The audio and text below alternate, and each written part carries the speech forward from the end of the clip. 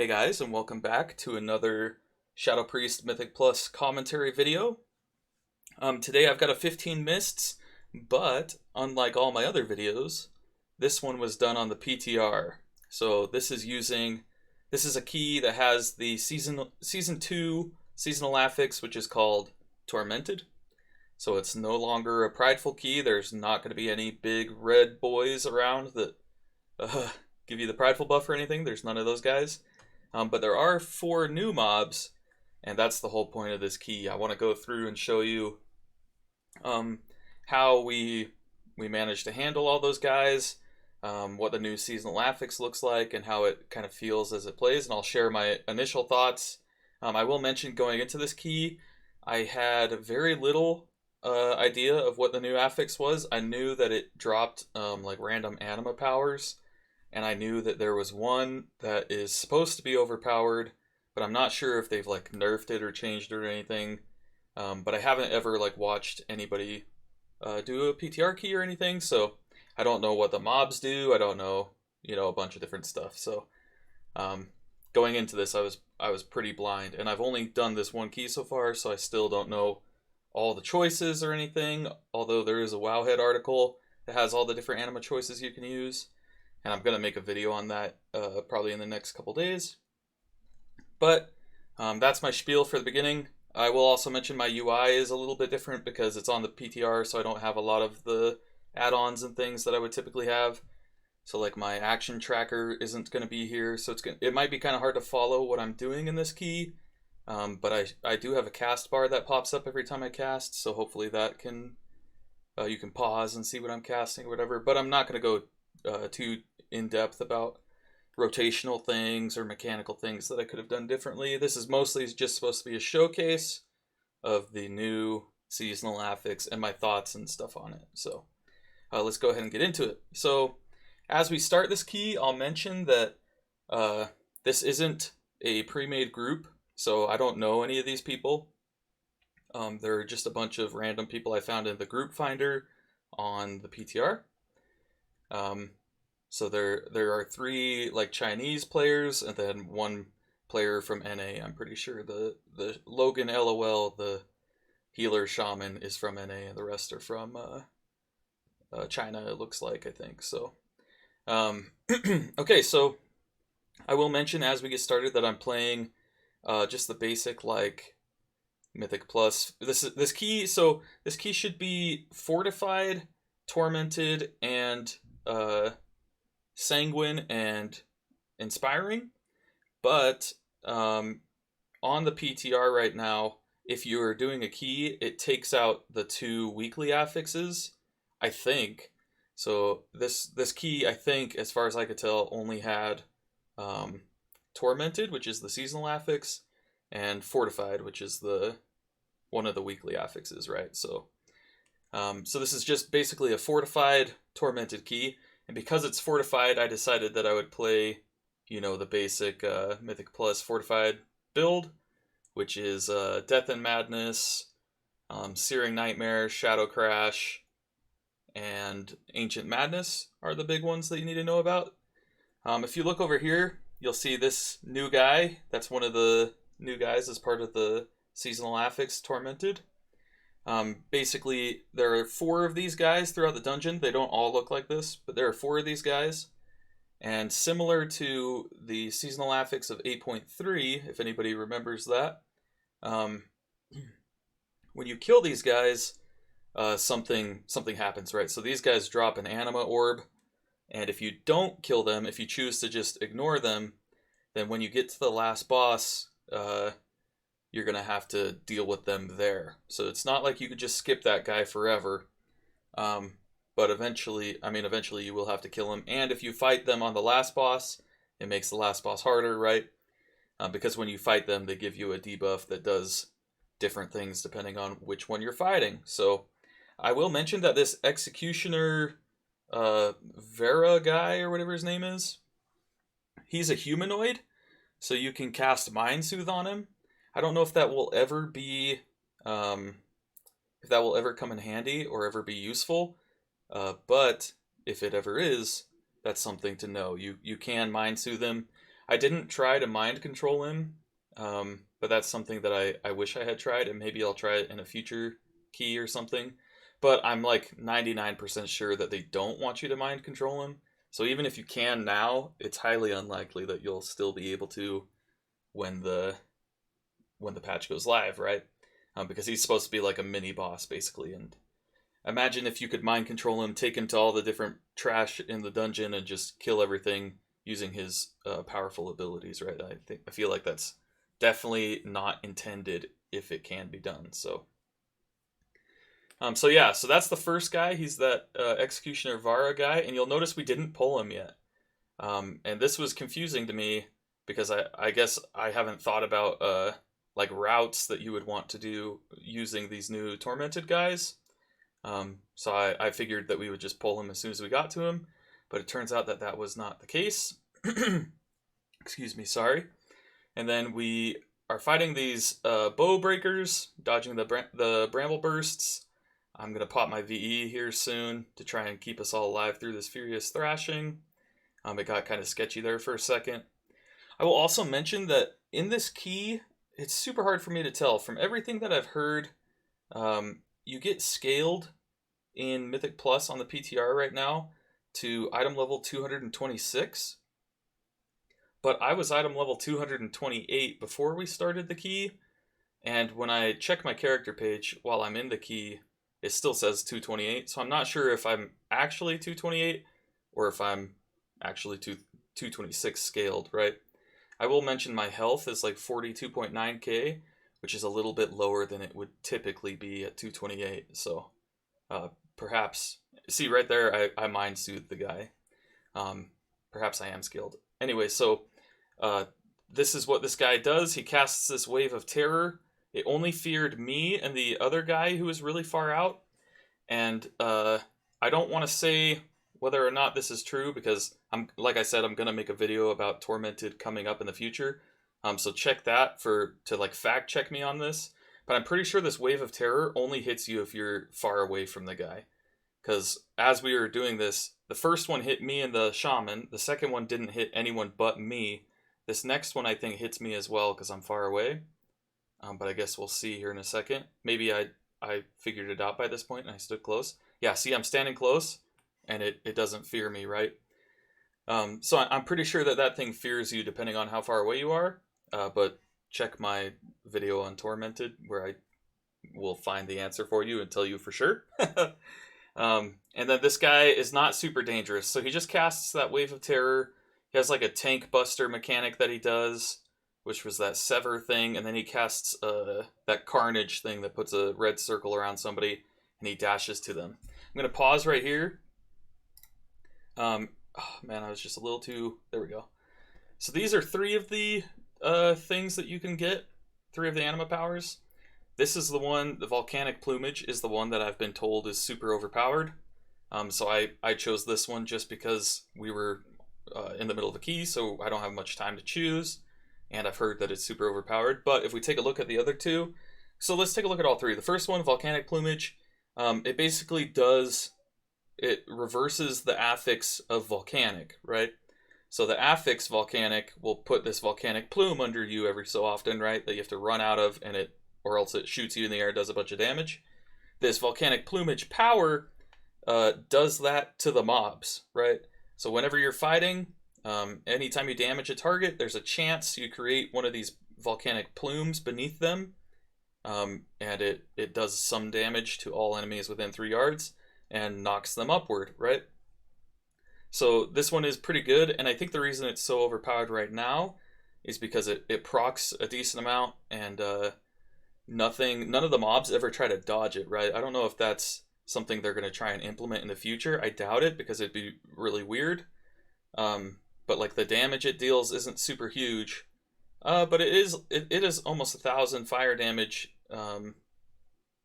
and depending on how often it procs, it hits everything. So all enemies within 3 yards, right? So I mean, if you pull really really big, this can do a lot of damage. And then we've got Champion's Brand. While above 70% health, your haste or critical strike is increased by 8%. Your highest stat is always chosen. So this would increase my haste because my haste is 30%. My crit is only 10%.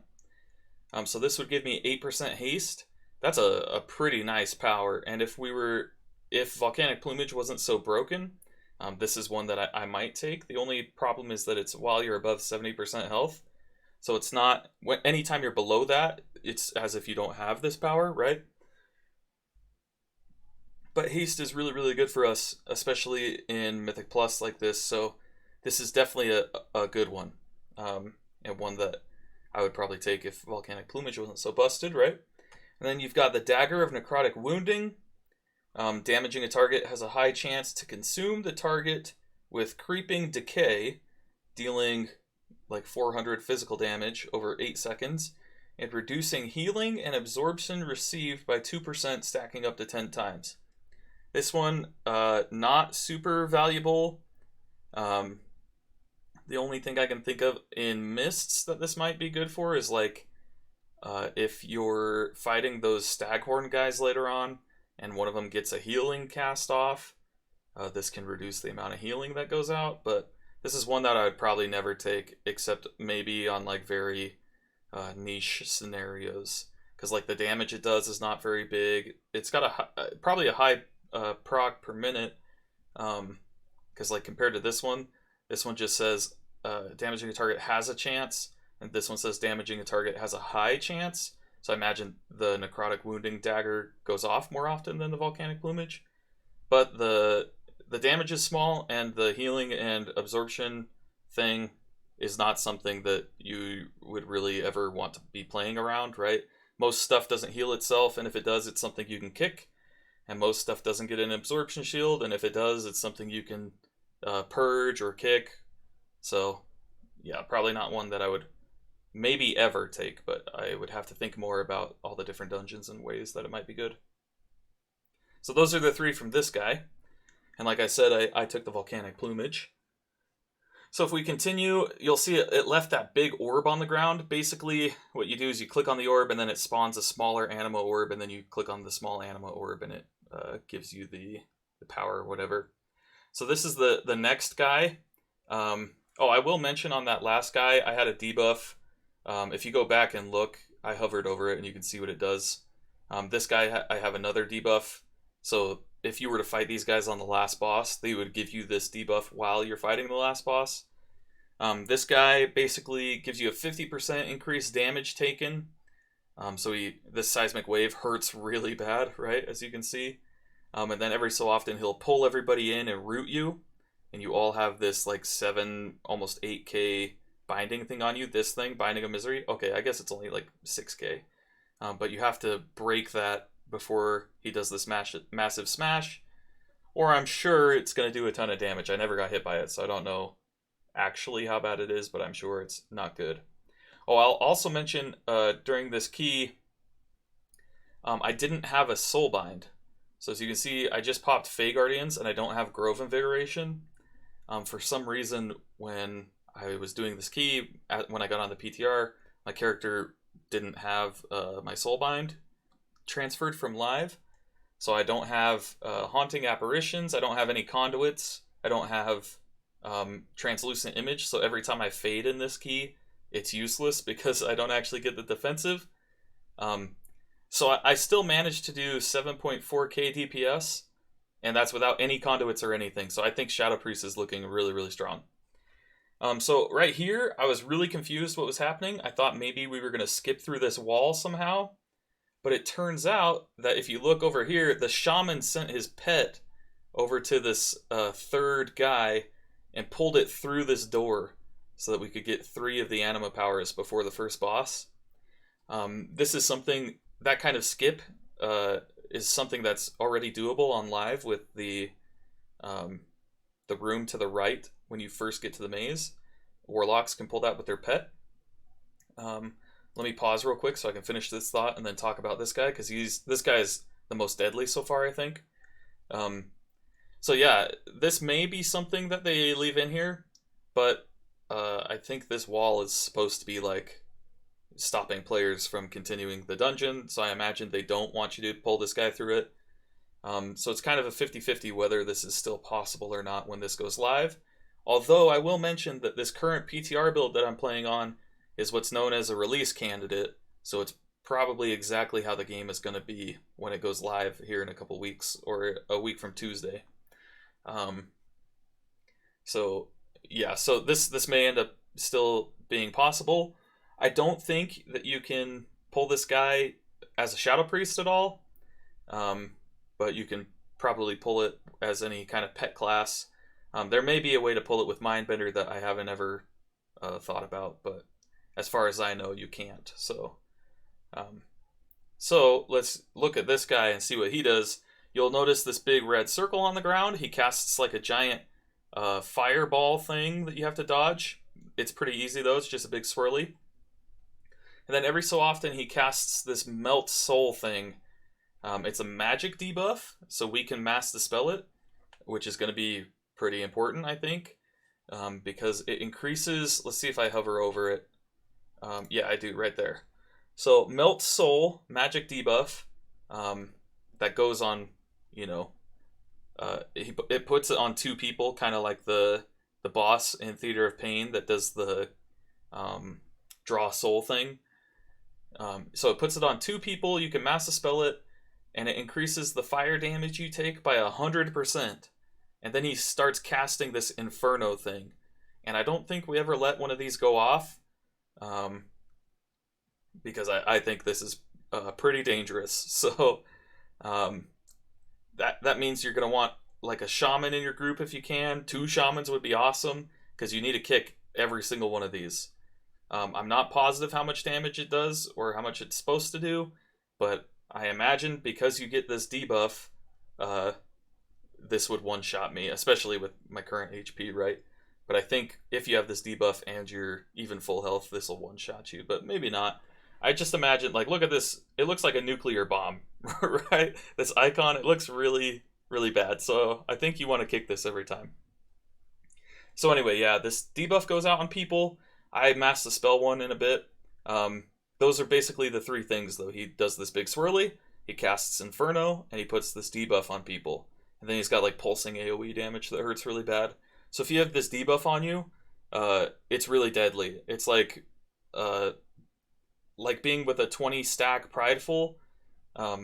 You're just taking a ton of damage. So if we watch, my health goes like way down all the time. So this is that Scorching Blast, is that big circle on the ground, and I don't think it ever goes away, or at least it didn't go away ever while we were fighting this guy. See, I just Mass Dispelled the 2 Melt Souls, and then yeah, we're just dodging the Scorching Blast and kicking the Inferno. So, oh, and that thing that I just hovered over, if we go back, I'll see if I can pause it. That's the debuff that he gives you, and it's like 7,000 fire damage every 7.8k fire damage basically every 3 seconds. So every time you're fighting this guy, this is the guy from the Soul Forges wing of Torghast. Every 3 seconds you take almost 8k damage, and when you have this Melt Soul on you, you take twice that. So that's why this guy is so dangerous. With that Melt Soul on you, you're taking 14k damage, almost 16k damage every time that goes off, right? So really, really deadly, really scary. But yeah, other than that, this is really a healer check, I think, and a check to make sure you can kick, right? So if you get all these kicks and your healer is like healing really well, you should be pretty fine. I'm going to pause this when we get to the Anima powers so I can talk about them, and I'll talk about why I chose what I chose. Okay, so if we take a look, this is that same one from the first guy, Champion's Brand. So I'm not going to talk about it, but I could have 2 of them by now. I don't know if they stack or not, but I would have had 2 choices, 2 options to get this. The next one is Signet of Bolstering. Basically, it does what the Bolstering affix would do. Except instead of your allies dying, bolstering you, it's when enemies die, you get bolstered. And when you get bolstered, it just increases your damage done by 5% for 25 seconds, stacking up to 5 times. Um, and then underneath my cursor it says successive stacks do not increase duration. So if something dies and you get this 25-second buff, then something else dies 5 seconds later, you'll still only have 20 seconds left on the buff instead of another 25, right? So that's what that's saying. And then this Raging Battle Axe is the third one. Damaging a target below 30% health has a high chance to cause them to suffer 10% increased damage taken from you, stacking up to 3 times. Yeah, stacking up to 3 times. So this basically just increases your execute damage by a lot.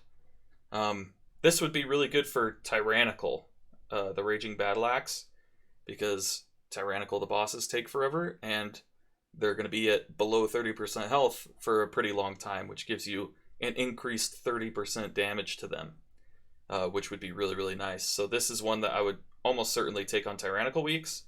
I think I end up taking the Champions brand, but the Bullstring one wouldn't be bad either. It's just, out of these three, probably I would take the Raging Battle Axe if it was Tyrannical week. I don't think it's super great for trash because they're not under 30% for very long because they don't have a ton of health. And then the Bullstring one also I don't think is great because stuff has to die for you to get the buff. And if stuff is already dying, you don't really need to do a ton more damage, right? Because it's pretty much everything is dead already, usually. Although there are a couple packs here in Mists that might be nice with this. Like those packs coming up with the Gorm guys. If you kill the larva and they proc this, then you could be doing 25% increased damage to the big dudes. So this might be pretty nice here in Mists specifically for a couple different pulls, or any place like Theater of Pain or something that has packs with elites and non-elites, and you kill the non-elites, get this buff, and then you kill the elites with the extra damage. This might be pretty good. And then the Champions brand, like I said before, 8% haste is super, super good. The only problem is that you have to be above 70% health for it, so none of these are like really great. But I do wonder, it says your highest stat is always chosen, right? So if you choose this power while you're just sitting here with your regular stat weights, right, you'll get haste, right? Does the haste that it gives you change if you press Soul Letting Ruby and you get your Kabbalist Hymnal and you go into Void Form and you get Ancient Madness, so your crit is higher than your haste? Then will you get 8% crit on top of that from this power, or is it just haste forever? Or could you even pop all those things so that your crit is higher and then you choose this so it gives you crit and then your crit goes back down below, but it stays as a crit power, right? Those are questions that I would like answered, but I haven't had a ton of time to do PTR keys and test things like this, but that's something that you might want to think about as we go into 9.1, trying that kind of thing. So I think I end up taking this one.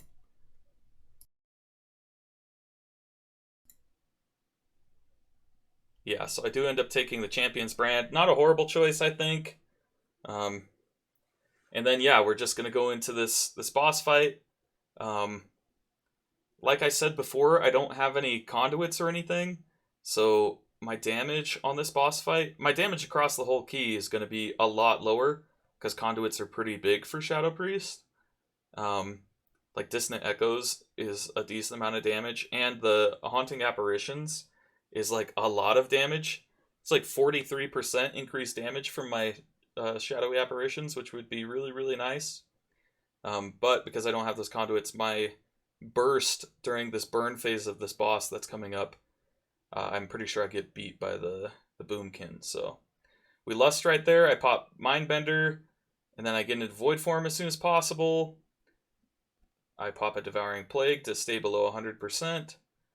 And then soon I'm going to pop my Fey Guardians. Right there I pop Fey Guardians because if I was playing Naya, that Fey Guardians that I just used would give me Grove Invigoration, which is 12 stacks of the Mastery buff that you get when you are playing with Naya.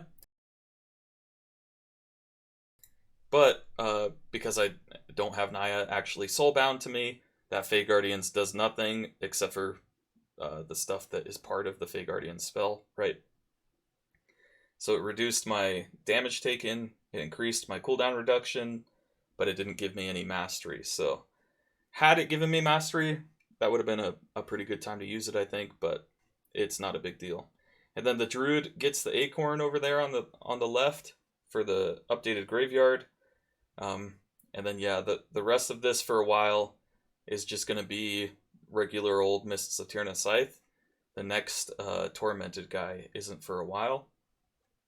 And then right here, our druid starts trying this skip. I think what he's trying to do is jump backwards, do the disengage thing, and go over this wall over here.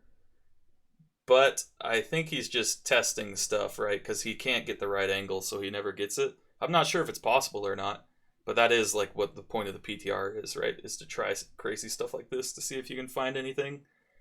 So it's super funny to watch too, because he like flaps backwards as he falls. Super funny, but we end up going that way anyway. He almost made it right there. He was really close. We end up going this way anyway, so it doesn't matter whether or not he had made it. But yeah, then we're just going to go into this next pack.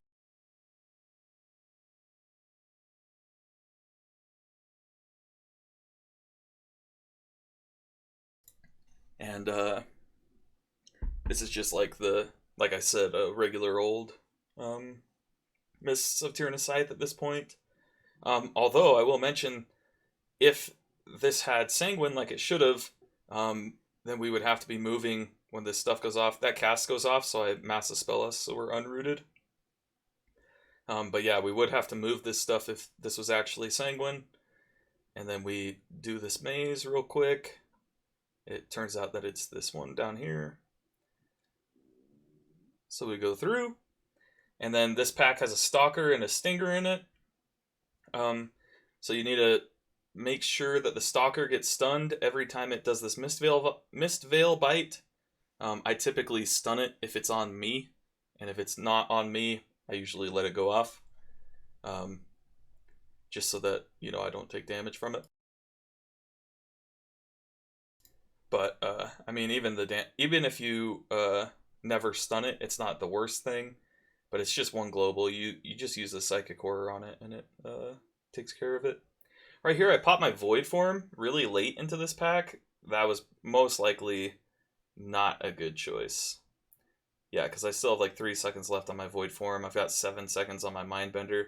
That's why right here I'm trying to pull as quick as possible. I canceled my Vampiric Touch there twice, waiting for this guy for the tank to pull this guy. Because I popped my Void Form badly there. But we end up pulling this guy anyway. Yeah, I have to dodge this breath. Devouring Plague. My dots are about to fall off, so I recast them. He casts this Pool of Radiance, which heals the dragon whenever it's in it. And it will also it will also heal whoever else is standing in it. So I like to stand in this pool every time. Also, this dragon is called the Mistveil Matriarch. So when I said he, I was wrong. It's definitely a she. So she casts this Radiant Breath that you have to dodge. It's actually a lot wider than it looks. It's kind of hard to see because it's like blue in a blue dungeon with a bunch of blue stuff everywhere, right? And like this blue fog. So it's kind of hard to see exactly how big this is. But if you watch, it goes out to like here. So it's like a pretty big frontal. It's not actually really thin like you would think. But yeah, I'm standing in this pool to heal myself, and then we're just gonna finish killing this girl. Okay, then we go on to the next room. This is a 5-pack. I've got all my cooldowns for it, so I'm gonna pop everything here probably. Yep, Power Infusion.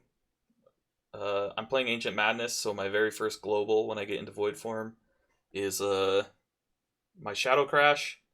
And then yeah, I'm just Searing Nightmare spamming. I use a Mind Blast there, and I use another one right there because I didn't have enough Insanity for my Searing Nightmare, and my Mindbender was about to go away. So I extended it by a little bit. And then yeah, I mean, this is super simple. That's basically just how you want to do a 5-pack.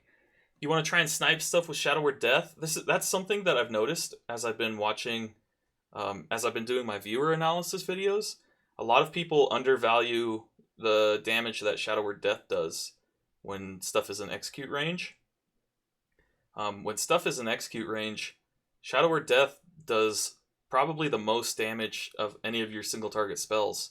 And on top of that, if you hit something with Shadow Word Death and it dies within 6 seconds and you're playing Death and Madness, you get the Insanity. So it's not like you have to hit it and kill it with that spell to get the Insanity back. You just have to hit it when it's like 10% health or lower, and you'll almost always get the Insanity back because it dies within... Like, you can see that if we go back just a little bit. Sorry to pause this video again, but... So if you can see right there, I cast the Shadow Word Death. If you see this debuff on this nameplate, so this guy that I cast it on isn't under 20% health, so this isn't even an execute Shadow Word Death. But if this guy dies before this debuff falls off, I'll get the Insanity and it'll reset my Shadow Word Death. So it's a pretty big window, actually. Like, that Shadow Word Death obviously didn't kill this guy, but if he dies within this debuff, I do get the reset, right? So that's something that, like I said, a lot of the people I've been watching haven't been doing. You should really be sniping these things with Shadow Word Death as they're getting close to dying. Granted, it does hurt you when you do it if the thing doesn't die, but Shadow Priests are pretty tanky, all things considered. Like, we got a lot of self-healing. We have a couple really good defensives. And then our personal defensive, Dispersion, is like really good. So it's kind of hard to kill us. So you shouldn't really, aside from like, well, okay, so you shouldn't ever kill yourself with Shadow Word Death. But there are some situations where you get really unlucky and like some unavoidable damage happens at the same time as one of your really big Shadow Word Deaths, and it crits and you just die, right? But most of the time, if you die to Shadow Word Death, it's because you did something wrong. Like you either were being targeted by a spell, so you shouldn't have cast Shadow Word Death, or you pressed it and then you didn't press Fade immediately after. So you didn't get your Translucent Image buff, which would reduce the damage you take by the Shadow Word Death. Or you press it and you didn't hit Desperate Prayer after, which would have healed you for 25% of your max health. So there are a lot of things. And let me go back just a little bit. Or you'll press... The last thing I'll say about the Shadow Word Death thing is maybe you press Shadow Word Death and you don't dodge something, so you get hit by your Shadow Word Death and hit by whatever. Or you're just not taking into account how much health you have. There's a lot of things that might be why you died to Shadow Word Death, but if you do it right, you should pretty much never die to it. But watch right here. I'm channeling a Mind Flay, and anytime I channel Mind Flay, I spam my Mind Blast button, and I'll show... This is a really good example of exactly why I do it. So hopefully I didn't go... hopefully I went a little further back than I think. Yeah, so, okay. I'm going to cast another Mind Flay here in a second, and watch what happens. I'll be casting this Mind Flay, and I'll get a Dark Thoughts proc, but because I'm spamming my Mind Blast button, I'll cast the Dark Thoughts proc immediately, and then I'll immediately get another one. And if I wasn't spamming my Mind Blast button, then I wouldn't have got that second one, because I would have had the first one, and the second one would have procced, but I already had one, so it would have I just wouldn't have gotten it. So if you watch, it'll be pretty quick because it happens pretty quickly. So keep an eye on it. So right here, I have Vampiric Touch, Shadow Word Pain, Mind Flay, and I'm spamming the Mind Blast button. There's the first one. I cast it, and then within that same global, I get another one right here. Boom. That's 2 in a row. So we'll go back and watch really quickly without pausing. So we're a little bit further back right here. But I'm going to do Vampiric Touch, Shadow Word Pain, and then Mind Flay, Dark Thoughts, right? If you're not spamming Mind Blast while you're casting Mind Flay, then you will miss that second Dark Thoughts proc. And it's a single target increase, right? Because I had my Mindbender out, so I got 2 Shadow Flame Rifts there, and it extended my Mindbender and all of that good stuff. So, yeah, so that's why I say to be spamming your Mind Blast button in the middle of your Mind Flay. just because of that. If you get a Dark Thoughts proc, like I'm not doing it right here because I was moving, but if you get a Dark Thoughts proc while you're channeling your Mind Flay, you can use it immediately, which opens you up to more Dark Thoughts procs, right? So there's a really unfortunate fox that happens here in a second, but I'll explain a little bit. So this next Vulpin comes out. I will mention that if you're playing with a shaman can hex the Vulpin, and then you never have to worry about it. Right here is where it happens. Yeah, so if we go back and watch, this Vulpin comes out, it's running around. I would have hoped that a shaman would stop this guy. It gets rooted by the druid, but then somebody breaks the root, and maybe has a dot on it by now. This is our tank. Our tank is running away, but he needs to kick this patty cake. So if you watch, the tank will charge in, and when he charges in, the Vulpin is right on top of him, and it freezes like everybody. So he turns, he charges in, he interrupts, he does get the kickoff, which is nice, but then it stuns me, it stuns the druid, it stuns the tank, and then we're all sitting here, right? And the bad thing about this, other than we're being stunned for 7 seconds, which is obviously bad, the boss is about to cast a dodgeball, right? Which means we're all going to get hit by dodgeball, and it's going to do a ton of damage. So this is a really scary moment, but luckily, I have Dispersion up, right? So I just press Dispersion, and we Spirit Link Totem, but it goes off, it hits me for very little damage, and I'm just fine. And then I Psychic Scream the next one away, but it ends up running right towards the boss, which is unhelpful. And then the other two DPS guys are like, yeah, we don't want to have to deal with that again, so they start CCing the Fox like crazy. But yeah, we're just going to finish off this last intermission, and then we're going to kill this Mistcaller, and then we're going to be on to the final phase of this dungeon, right? So there's the freeze tag guy. We pretty much ignore it because the boss is dead. I didn't have any bugs with that boss, so I closed the box. And then, yeah, I usually run off this tip right here, but everybody else was standing over here, so I decided to go stand with them and try running that way and see what happened. And I think it's actually not bad, because I've been trying to find a way to like land right on top of the acorn, and if you rocket jump like that, you get really close to the acorn because you've got a good angle on it already. So I just hit that really quick. And then this is the next guy. This Oros Coldheart is the last of the Tormented Guardian dudes.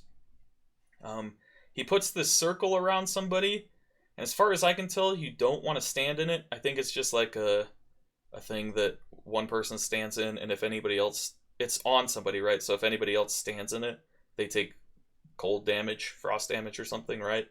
So I think you don't want to stand in this thing. It goes on me in a bit. And I like tried to move somewhere where people could stand in it, but nobody did, so I figured they're probably better off not standing in it. But I also didn't ever see a debuff for it or anything, so I'm not positive what it does. But again, check my Tormented video when I make that, and I'll tell you exactly what it does. And then the other thing he does as we watch, he casts this Frost Lance, which is just the Jaina spell. That just does a frontal. And then there's this Cold Snap, which puts these circles on the ground underneath you every so often. And you need to be... Oh, maybe I do have a debuff from it. Yeah, I think I do. I think this is just doing increasing frost damage. Something like that. I'm not positive. But yeah, this guy... It didn't seem super deadly. It did seem like I was taking a lot of damage when I had this thing on me, especially near the end. And like that druid is taking a ton of damage from it. So maybe that's what it does, is it ramps up frost damage. And then right here is one of my saddest deaths I think I've ever had. Not yet. I'll talk about these and then I'll show you the one of the saddest deaths I think I've ever had. So these are the 3 that I was offered from this guy. This one, every 22nd, it's called Imperfect Panacea. Every 20 seconds, dispel a single random application of a disease, curse, or magic effect.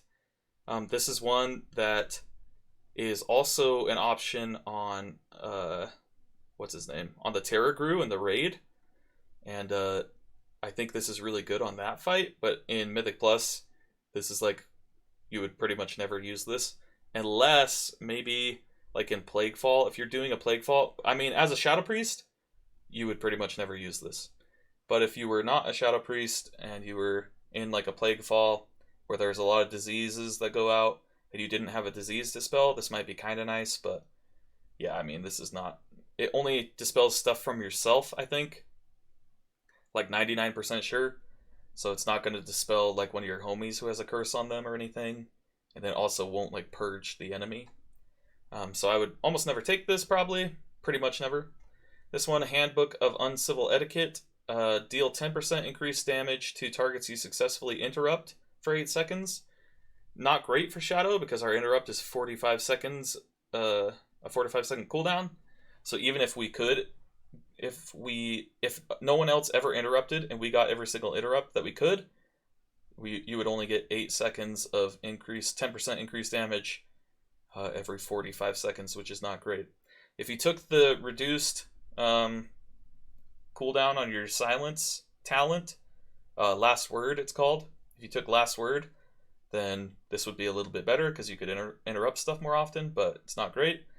I do think I end up taking this one though. And then you've got the Vial of Desperation. This one is like an endurance one, basically. Whenever you take more than 25% of your max health in damage from a single attack, you gain 50% increased movement speed and suffer 50% less damage for 3 seconds. I think this is something that a tank would want, maybe, but we pretty much will never take 25% of our max HP from a single attack, and if we do, movement speed is not going to save us. But this 50% less damage would be nice, but it's like the title says, Vial of Desperation. This is something that would only be good in a really, really bad scenario, right, where things are already going really, really badly. So I end up taking this one because it's the only damage one. And then I won't pause the video for the rest, just so that this video doesn't end up being way long, because I would like to avoid making a super, super long video about a run that only took me like half an hour. So this is the weird thing. So they Hex and Hibernate this guy, and then the tank runs by, and so I'm thinking, oh, maybe they want to skip this. So I run and jump on this root thing, and then I run off the edge and I die. So obviously that is suboptimal. And it turns out they didn't actually want to skip this thing. They did want the tank to get by, but I should have just waited like these other two guys. Because he's going to pull a super big pull. He's going to pull the 2 packs down there and this other pack. And then the issue with this super, super big pull and not having any comms, right? I'm not in voice chat with these guys. It just means that kicks are going to be really weird. Like you can see a bunch of that stuff already has the shield on it, so I mass dispel it. And then I'm going to pop all my cooldowns. But then they're going to be casting like a ton. There's like 4 Staghorns in this pack. So the Stimulate Resistance thing is going to go off pretty often. Stimulate Regeneration goes off at least a couple times in this pull. But this is so many mobs that I'm just only going to be casting Mindseer and Searing Nightmare and Shadow Crash. Pretty much everything else I should not cast. I cast a Devouring Plague right there. That's a bad idea. It's a waste of Insanity. I would rather use that Insanity on 2 Searing Nightmares, basically, right? So that I could do more damage to this whole pack. It's kind of interesting. Maybe on this pull, we should be focusing down the Staghorns, just so that, because we aren't in voice and we don't have a ton of kicks, it would be good to kill those first so that we don't have to keep, dealing with these things. But I'm basically just trying to do damage to everything and kicking stuff when I can. So like this Staghorn right now, that one that I just kicked is taking increased damage from me for a little bit. Oh, I will also mention, in this key, I didn't use any of the new trinkets or anything. The Forbidden Necromantic Tome is looking really good right now, and I could have used that, and maybe I will use that in one of the upcoming PTR keys if I get a chance to do any more before 9.1 actually drops. But I'll also be playing with a Soulbind in that case because I went and fixed it after this key. But yeah, so I'm just playing like regular old Castle Nathria gear. Basically, all the stuff that I have on live is what I have in this key. Just to kind of show you, this is a 15, by the way, um, which should be obvious because that's the title of the video. But this is about how hard a 15 is going to be when 9.1 first drops, if you're wearing the exact same gear I'm wearing, right? So I will say the Tormented guys absolutely slap. Like the flame guy was doing a lot of damage. I was pretty nervous. This healer seems really, really good though. So if your group has like a weaker healer, or you guys don't have a ton of gear or something, a 15 is not going to be as easy at the start of 9.1 as it is right now at the end of 9.0, right? Just because, like I said, your gear is going to be less good comparatively or relatively. And then you've got these new Tormented dudes, which are pretty sketchy and do a lot of damage, right? So, yeah, so we do another double pull right here. This is another Searing Nightmare only pull, basically, and Shadow Crash. I pop my Mindbender here as stuff is getting low because there's not as many targets left. I pop a Death and Madness as I run by. And then I'm going to have 2 Mind Blasts back to back right there. A Shadow Crash right now would be great. Here we go. And we end up killing the pack. So now we're going to move on. I think we finish trash percentage. I can't see it anywhere on my screen, right? So I don't know where we're at as far as trash percentage. But typically at this point in the dungeon, you're like 1 pull away from being done. You would typically do this pull, then Prideful, then pull the boss. But there is no Prideful, so we'll probably just do this pull, let all our cooldowns come back up, and then do the boss. So, I mean, that is what we do. So I think that is what the plan was, is to finish off trash percentage while we wait for cooldowns to come back up, and then we blast the boss. So the other thing I want to mention is going into 9.1, we got a couple nerfs and a couple buffs. There were some nerfs to Shadow Flame Prism and Talbotars. There were also some nerfs to Devouring Plague. But then our Vampiric Touch and our Shadow Word Pain got buffed. So if you take into account all of those nerfs and buffs, our single target got nerfed by about 3 to 4% DPS. So in 9.0, we were by far the best single target spec in the game. In 9.1, we're about 3 to 4% worse at single target than we would be if we didn't have those nerfs. So as we start this single target boss, right, you'll see, plus, like I said, I don't have any conduits or anything.